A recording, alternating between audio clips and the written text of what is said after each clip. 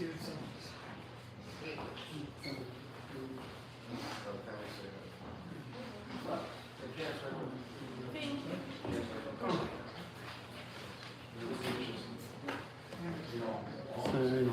course.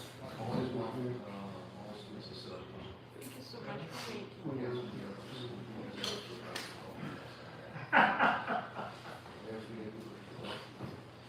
Thank you very much.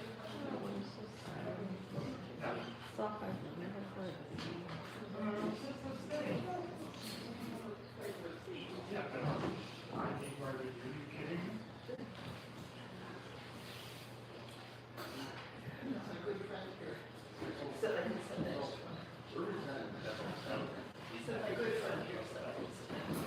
He's actually one of the people that live.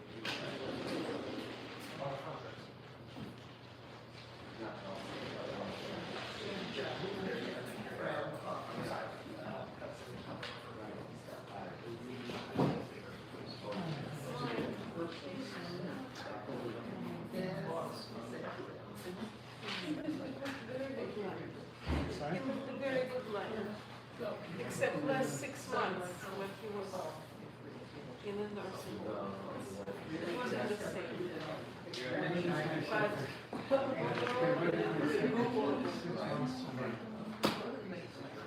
Somehow we'd like to talk out of the handkerchief. Yes. Doesn't work. A little more. It's like, we live in, it's, what is this argument? That, it will live infinite life, because no matter how old, there is a chance for another thing.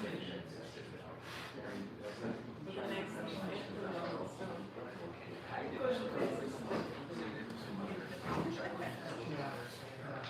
there is no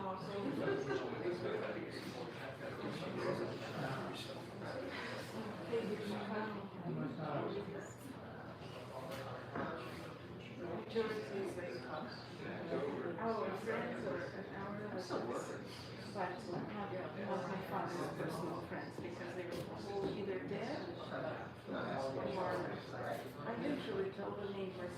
Some neighbors were inquiring about him. I'll tell them, I just didn't want to. So I spread the word just like to friends, neighbors, really good friends. But they knew him, some of them, relatives that are friends. And so you don't know, it's just like, there's she's my cousin.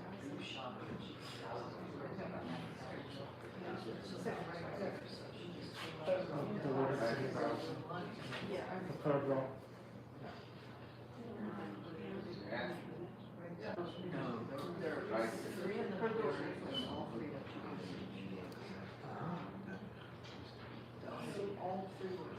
You might see that in my house here. Oh, okay. I haven't been yet. I think they were sitting together at Glory's wedding.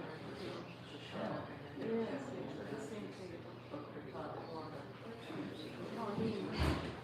This is the sister of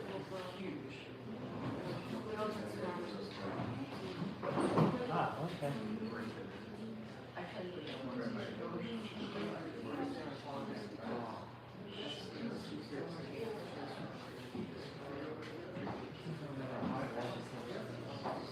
Oh, I didn't see it. Albert's parents. Yeah.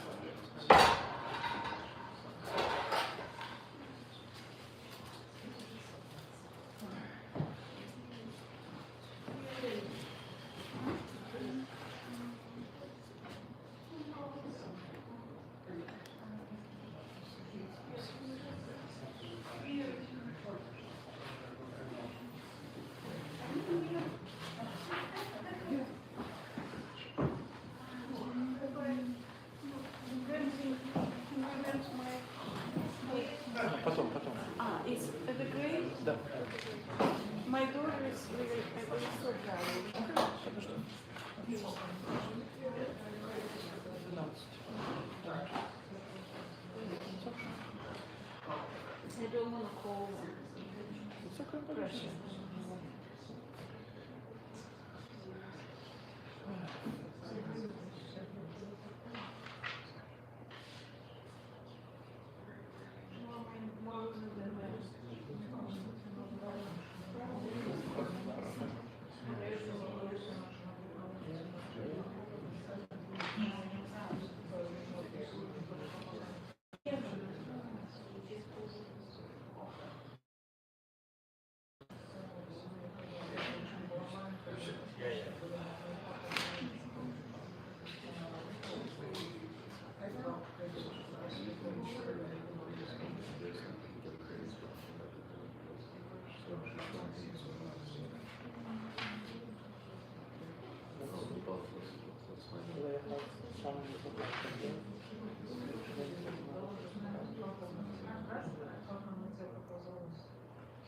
She wants to talk.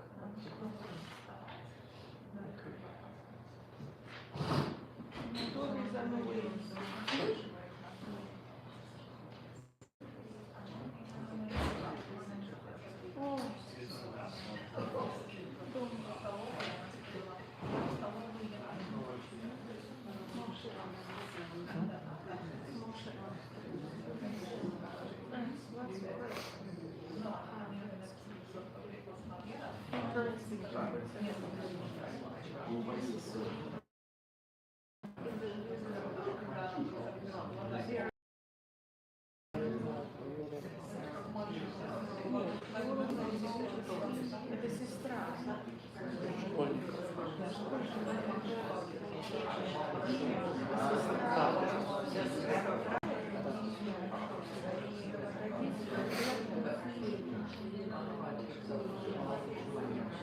А ее сестра замужем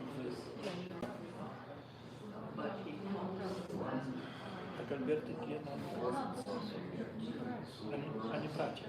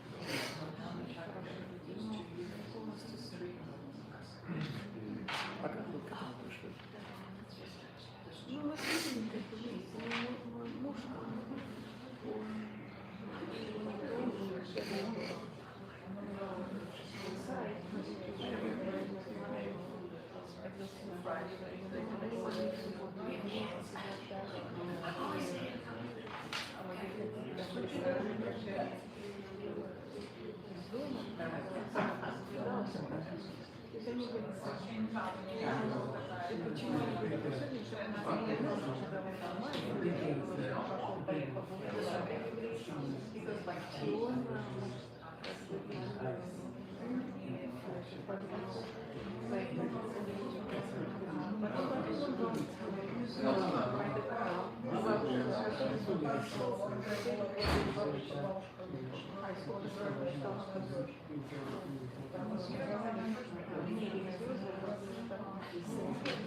вот, и, короче, он уже был у меня основа. Когда мы встретились, были женаты, и когда мы переехали сюда, он хотел уехать. Он все время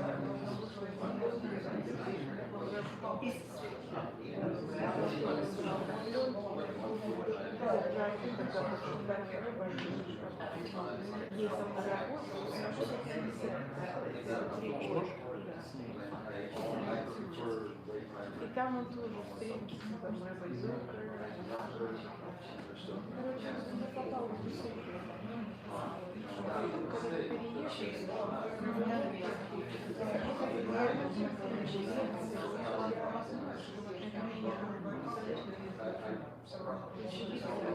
я очень рациональный человек.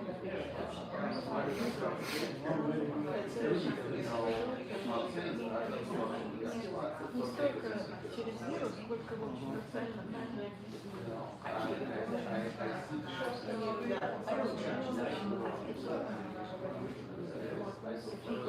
Это его собственное. А ваша подруга тоже? Нет. Подруга. Я помню, она училась в Лайоле, да? Она была в Теперь Рэй, знали опять, да? Они дружат.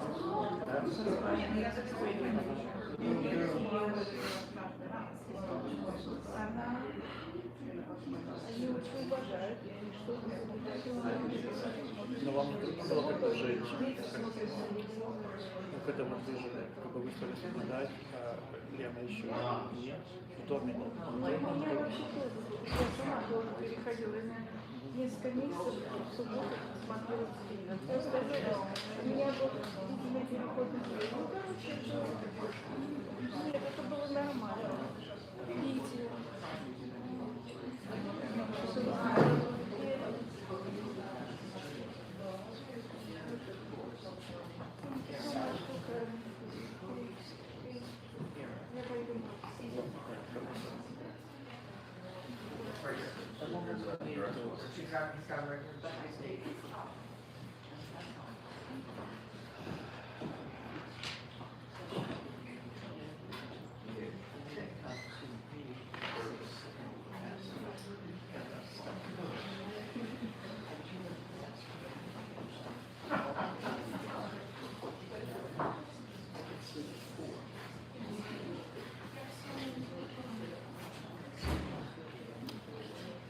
Now we can begin.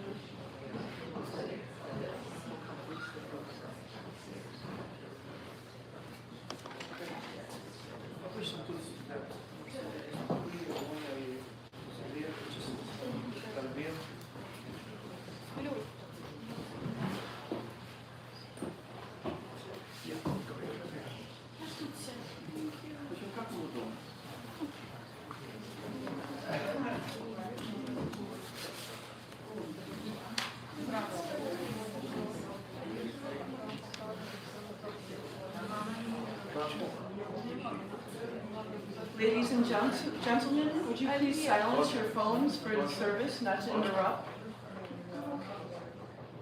Officiating our service today is Rabbi Eliezer Damarsky. Thank you.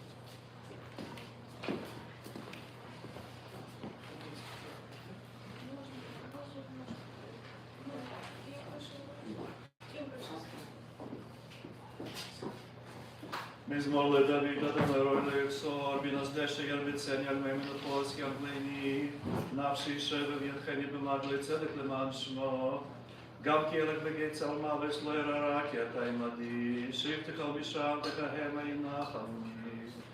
תערוך לפני שלך נגד צררי, דשמת והשם ראשי כל סרביה. אך טוב החסד ירדפוני כל ימי חיי, ושבתי בבית אדוני לאורך ימים. After 30 years of Villen's family living in America, so we decided to conduct the ceremony in English. 93 years, it's a long life by our standards. It's almost a century.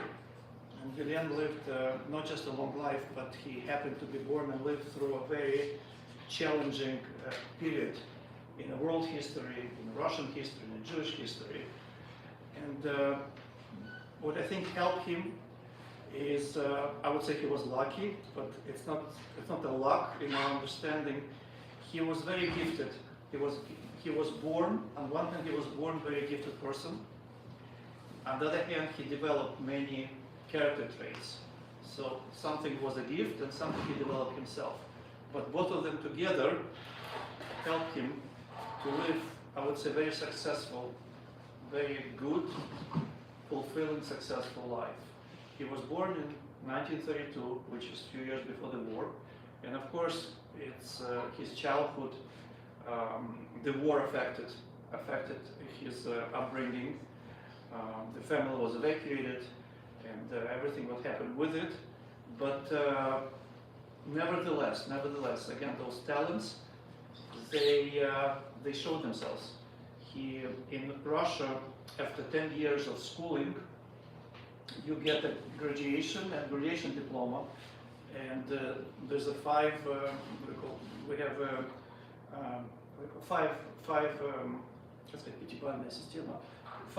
We don't have 100. Huh? 5 points. 5 points, thank you. We have a very simple. It's five-point system, not 100-point system. 5. So the highest is 5, and then 4, 3, 2, and that's it. Very simple. If you get all the 5s on every subject, you're a good student after the 10 years of school, and you get a gold medal. Not real gold, but a gold medal. It is real. Real gold, okay. Real gold.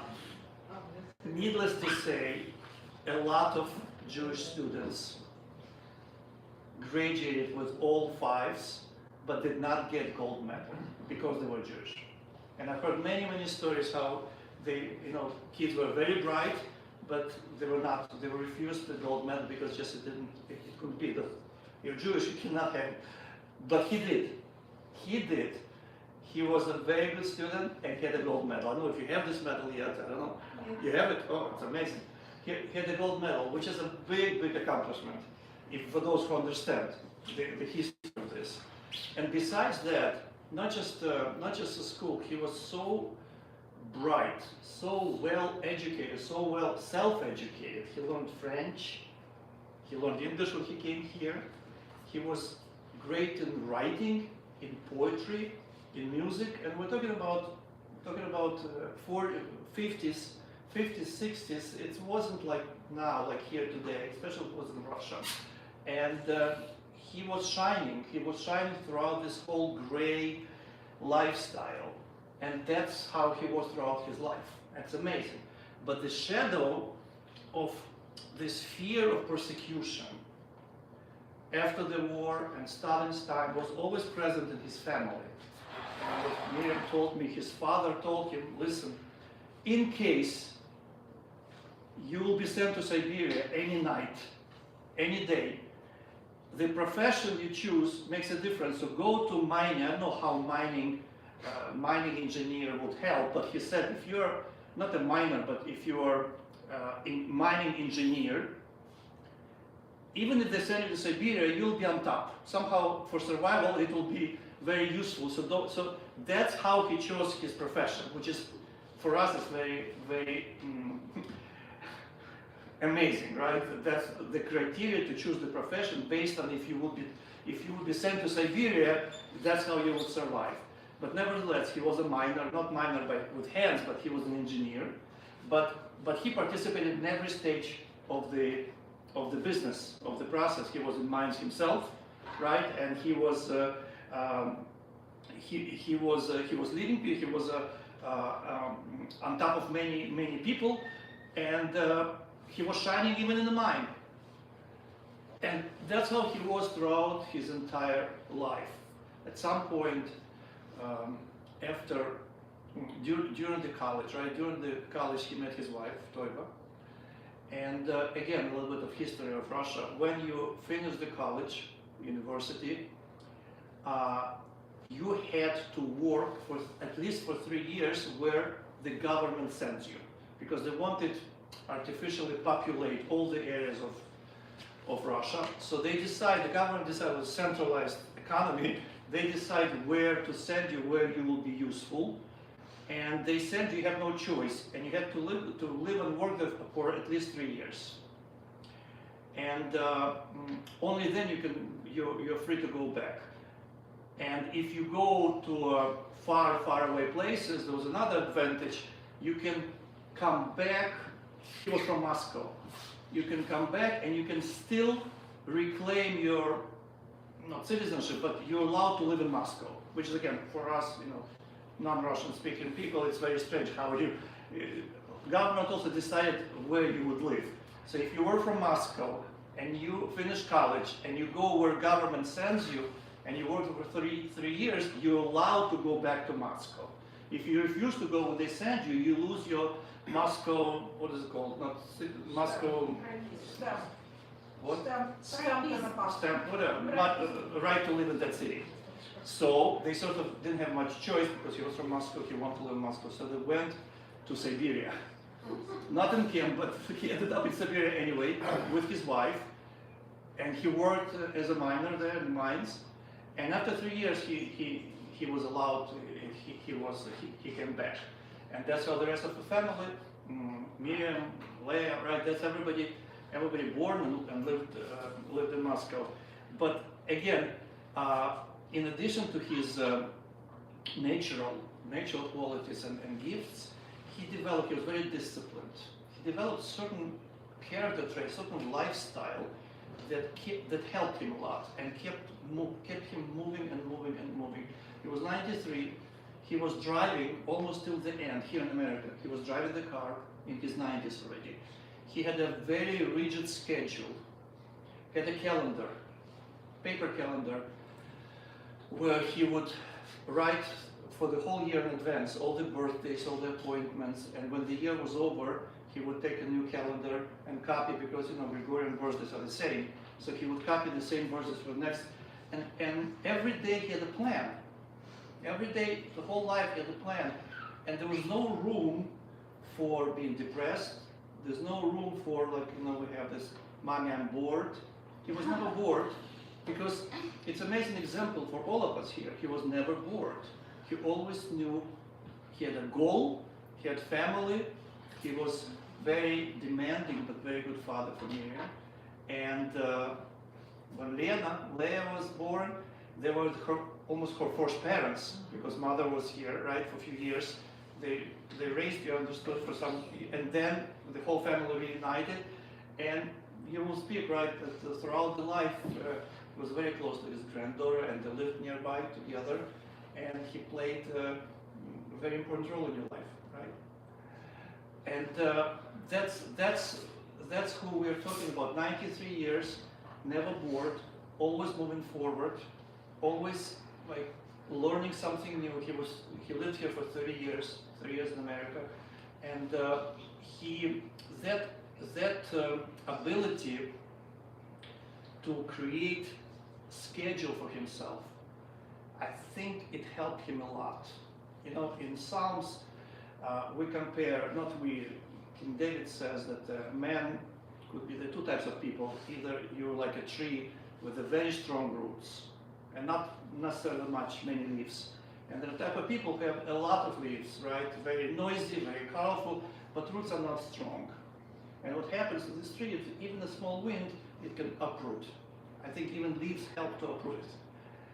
But he was another type of tree. He had strong roots in terms of he was grounded. He had that schedule, and that knowing what he's doing here, what his goal, where he's moving, helped him. And when he had losses, when his sister passed away, when his wife passed away, was a big, 6 years ago, it was a big blow, because she was the center of his life. But I think that schedule, that ability, right, that he knew what's next step, helped him still to continue. And he got up and he continued living a good, fulfilling life, even with the losses. It didn't uproot him. He was still going, and he himself decided to go to a nursing home, which is very rare. Usually usually family decide for the parents to go to nursing home, but he himself felt, he knew himself, he knew who he was, he knew his limitations, and at some point he said, I need help, and I want to go to nursing home. And family, Miriam and Monia even spoke to me, are you sure you will lose your apartment? No, I want to go to nursing home. And he went to nursing home and family visited, and he lived there till the end. And now we're here looking back, and I feel there's a lot to learn.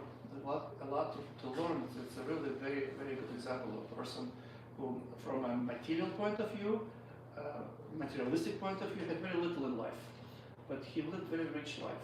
He had this, again, either coming from his parents, but he had a lot of gifts and self-discipline. He built himself, and as a result, he lived a very good life and long life. And before I continue, I'd like to invite Samuel to say a few words, Scott or Leah, please. Yeah.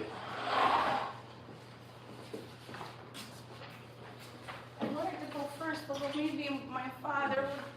I'm just full of emotion. I'd like to speak to you, and then I'd like to hear my dad. Thank you so much, Rabbi. We were on the same wavelength, even though we did not speak about this. You felt the words that I wanted to say, and I feel like I need to cross out some of this, what I have in my speech, because you knew what was on my mind and in my heart. So some of this maybe you will be the words of a rabbi that you just heard. So this is what I want to say. Today I want to remember my grandpa. He was an amazing person. As his granddaughter, I was in a small, fortunate circle of people who knew him so well. I got the front seat observing and learning from him. I will always think of him as a strong man with great fortitude, great strength, great generosity, fiercely protective of his family, especially his girls. He called us his girls. His wife, Diamond, his daughter, Marina, and myself. For a long time, we were his circle. My dad came into our life later. For a long time, when my mom was a single parent, she and my grandparents, they were raising me. So they got married when I was 13 years old. I was 13, we moved here, I was 12. When they got married, I was 13. So for a long time, so for 12 years, I had one man in my life, and that was my grandfather. He was my warrior, he was my protector. He was fiercely protective. I'll tell you an anecdote. Somebody in the playground, maybe I was in the 5th grade, somebody was bullying me. That wasn't too bad, but they were, they were saying something, I didn't even know them. I remember when he knew, and this kept going on, at some point he wanted to speak to these guys who were older than me. He wanted, and they saw him, they wanted to run away. He chased them. And I don't know, by the time he caught up with them, he was out of my vision, out of my sight. He never bothered me again. Okay, it went to me. So this is the kind of, he was a very calm human, but if something would happen to his girls, and me as the small, the youngest of the girls, he was going to be a lion. He was deeply caring, not just for us, but also people around him. He, no matter what, he would always, always strive to help others. This crisis that happened, that changed his life 6 months ago, prior to that, when he was independent and fully functioning and living on his own, he would call his friend and neighbor, and he would read to her jokes from the Russian newspaper to brighten up her day and brighten up her spirit. And he would also do the same with me as well. And I feel so sad now, because sometimes in nighttime when I would call him and we would talk, and they'd say, "You want to hear some jokes?" And I would sometimes say, maybe tomorrow, because I was tired, and now I regret that very much. But we talked every day. So he would always try to help if he could. He was an eternal optimist. He would always look through things through the positive lens, but always analytically, so he could find a solution or two. He always said, to any problem, there's at least two solutions. You just have to find what it is. I want to tell you that he lived a full life, a life filled with challenges and successes, and most importantly, he was filled with love, and he was loved. You may not know, which is what I wrote this morning here, but now you know, thank you to Rabbi Demarsky. You may not know that he was a brilliant student, that he graduated from high school with a gold medal, only given to students with absolutely perfect achievement. He had knowledge beyond school books. He was an avid reader to his almost last day. When he was living independently, books, crossword puzzles, his mind always working. When his parents had to move far away from the city because of his father's work, my grandfather had graduated high school and his parents moved away. He suddenly became an adult overnight.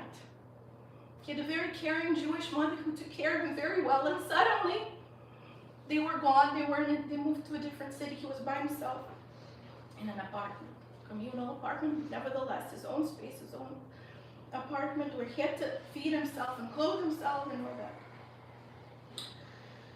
He became to be independent. He lived by himself. He went to university. When he met my grandma, he was studying engineering. They were great friends for most of their time at the university. For several years, they were very great friends. Just friends.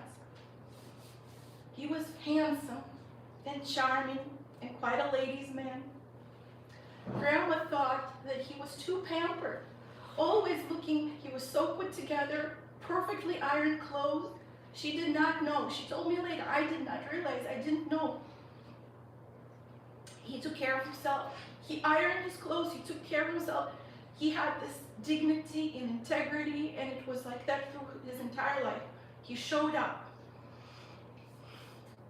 He was like that. He added to his very minimal student stipend by taking very hard physical jobs. His parents didn't know. They thought he would not tell them that his student tuition, or not tuition, stipend wasn't enough. He took hard jobs, physical labor, intense jobs to supply his student income. Anyway, then by God's design, friendship turned into love, and my grandparents fell in love. The kind of love that is inspirational and all-consuming. Loving Tanya, or Toiva in Hebrew, became one of his defining characteristics, and his love for her never ever lessened until his last breath. I am very sad today, but I am telling myself, and I know this, I should not be. Grandpa achieved everything in his life. Love, career, joy, adventure. He did it always with honesty, integrity, and wisdom. Sometimes his directness and honesty would get him in trouble at work. But he was very wise and very bright, so he did very, very well for himself and his family. He rose up through the ranks. This here will be familiar to you. After university, he and his bride went to the city of Norilsk.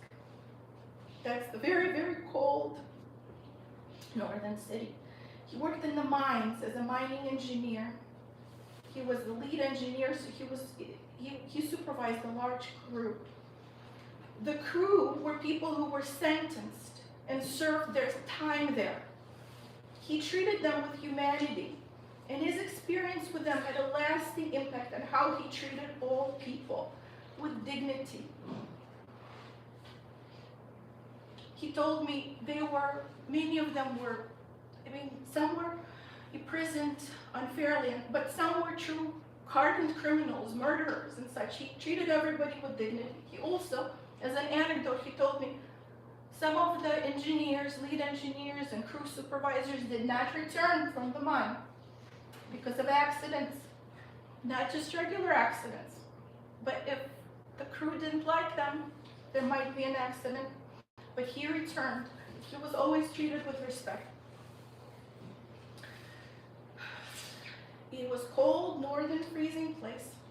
And my grandparents went there so that they could come back to their home city, Moscow, after work. When he returned to Moscow, he was able to rise up through the corrupt Soviet system while maintaining honor and integrity. And this is a testament to him as a man. How he raised his daughter and granddaughter is a testament to him. I know he was proud of us. Whether or not we deserved it, he was proud. And he loved us. So we should not be sad. We should celebrate and aspire to having a life such as his. I will always try to reach the standards that he set as a human being. I know it will be impossible, but I feel his influence on me and others who loved him. And I will carry his memory and never let it go. He will live in our hearts and in our deeds. May he rest now, and may his soul be blissful in heaven, reunited with the love of his life and all those who he loved so much.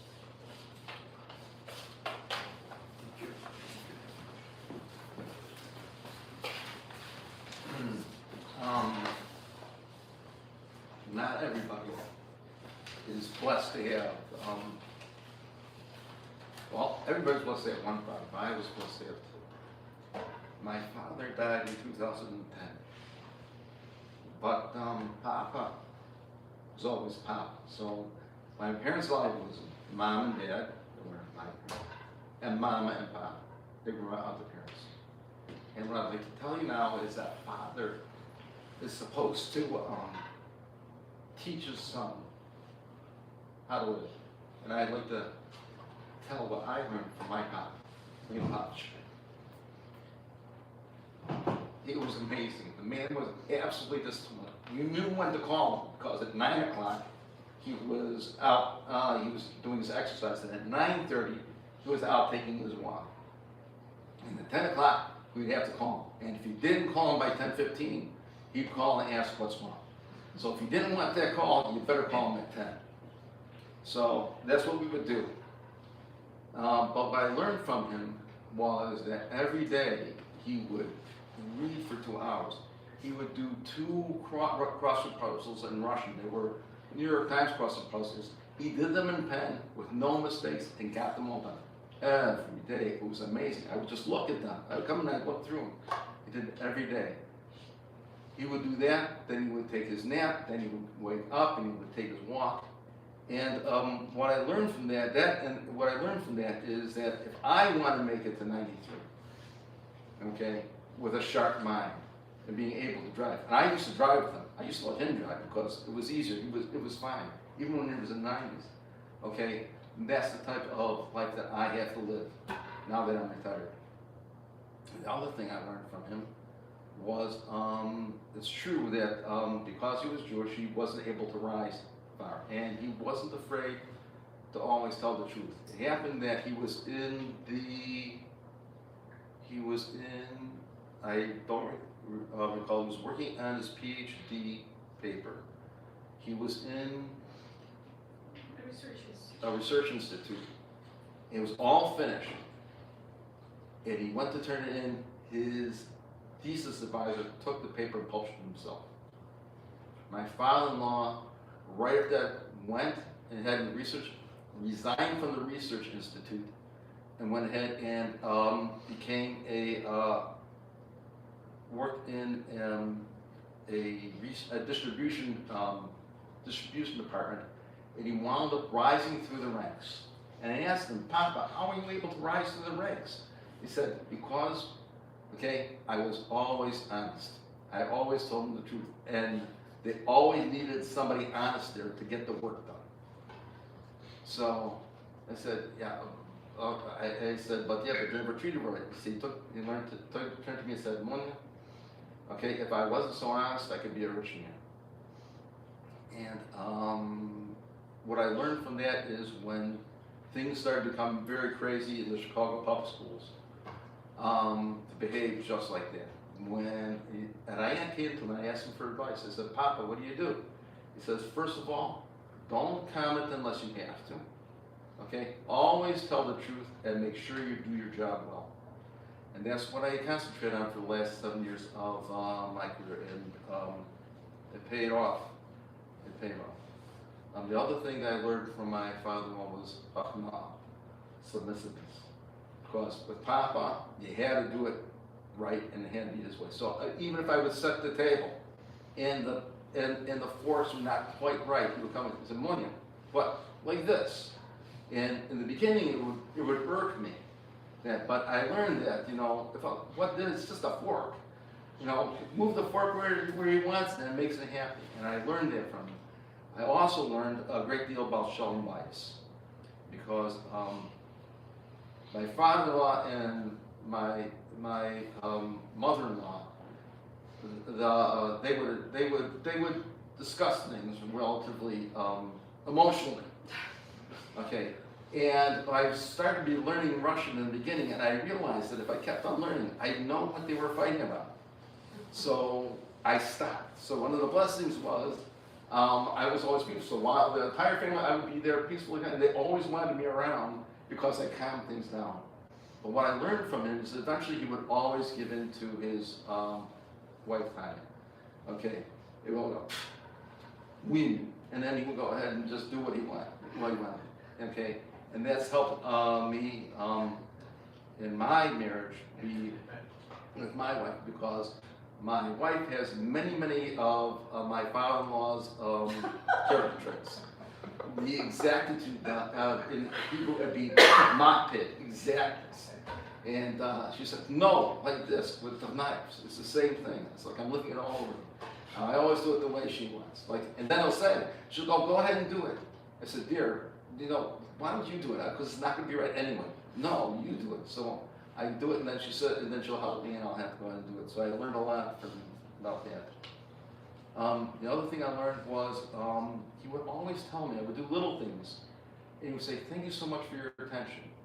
And I learned that true attention from a person is not the big gifts, but being there at the little things. Saying the little comments. So thank you for doing it. The little thank yous, the little kindnesses that come along. And I try to very much incorporate that in my life. And that's what I learned from my papa, Villen Polyashuk.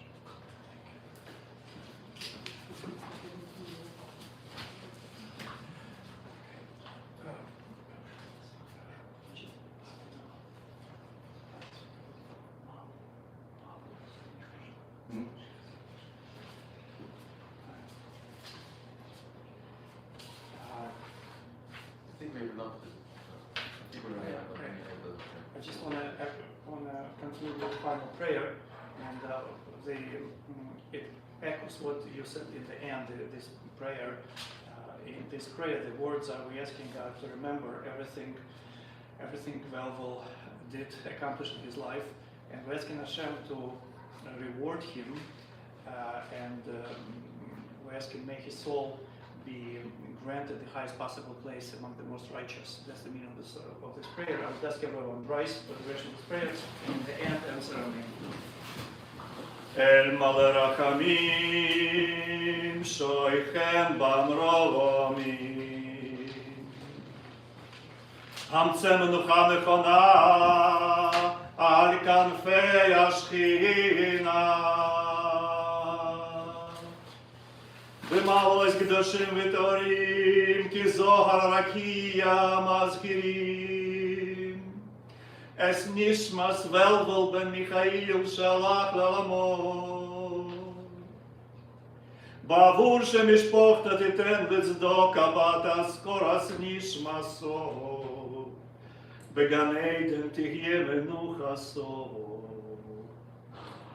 Lachem Balarachamim Yastirevo Besesr Knafav L'Amim V'yitzror b'yitzror ha'chaim es nishmaso Adonai hu nachalaso ויענוד בשלום על משכבו, ונאמר אמן. Thank you. Please take your seats.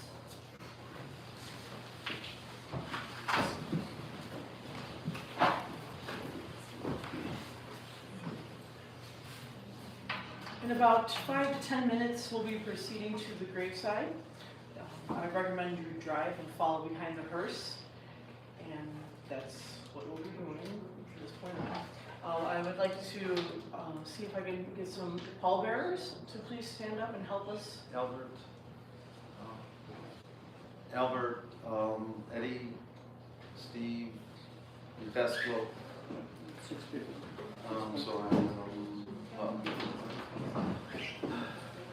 Okay, well, Yeah, everyone and, rise for the duration. We'll take the casket to the car here and then proceed to your cars.